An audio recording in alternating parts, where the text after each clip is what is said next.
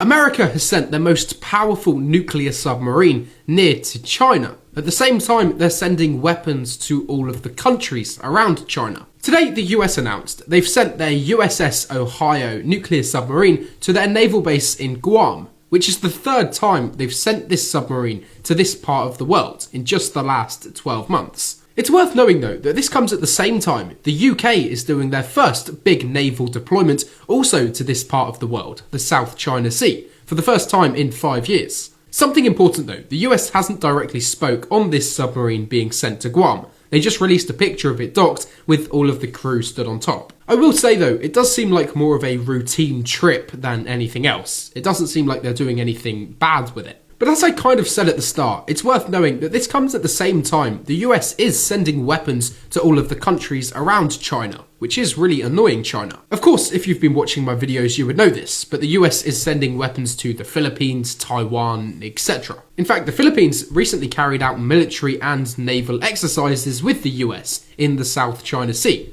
and they even scared off a Chinese warship by threatening it.